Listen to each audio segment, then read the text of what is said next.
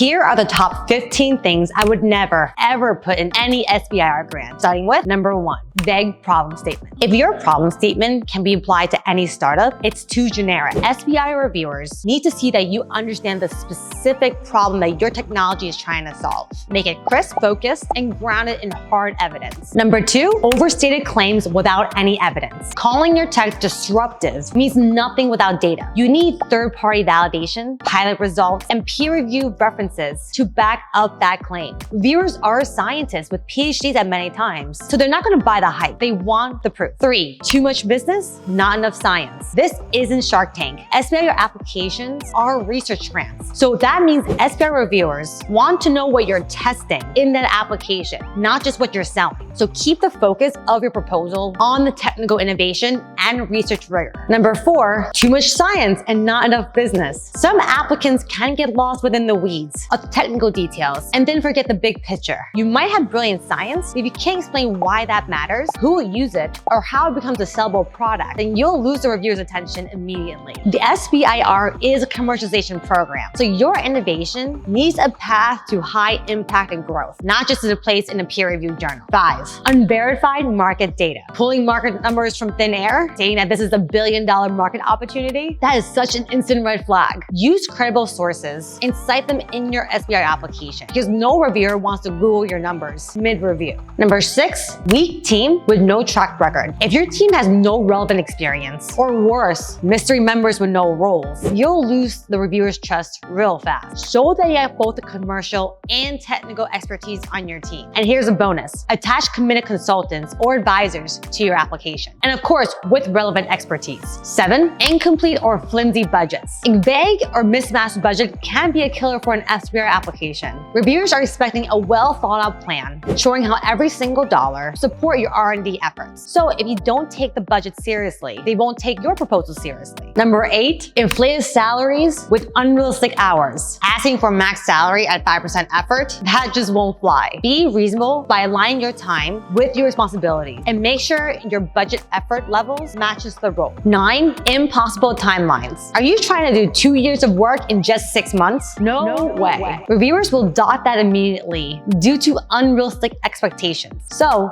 make sure to map out your plan to actual time and back that up with appropriate team, execution plan, and resources. 10, a black box technology. If reviewers can't understand how your tech works, you've already lost the application. Don't just explain, hey, my innovation is an AI-powered X, Y, and Z, but rather explain what it does, how it works, and why this is novel. Because at the end of the day, in your SBIR application, transparency will build trust with the reviewers. 11, missing required forms. Each agency has their own checklist. Miss one of these forms and you're a goner. So don't let a missing bio sketch or a budget form derail months of work. Double check and triple check everything before you hit that submit button. 12, blindly trusting AI. AI is a great drafting partner, but don't just copy and paste everything from ChatGPT. Reviewers can tell when something reads too generic. Humanize it, customize it, and make your voice come through. Remember, you're the expert of your business and your technology, not these LLMs. 13, ignoring the scoring criteria. Every reviewer is using a scorecard, so if you don't directly answer what they're looking for, you're leaving points on the table. Make it easy for them to say yes. 14, copy and pasting your applications across different agencies. NSF does not equal NIH and does not equal DoD. Don't recycle a proposal from one agency to another without tailoring it to the agency's needs. And that's because each agency has their own unique SBIR goals, reviewing styles, and priorities. Respect these differences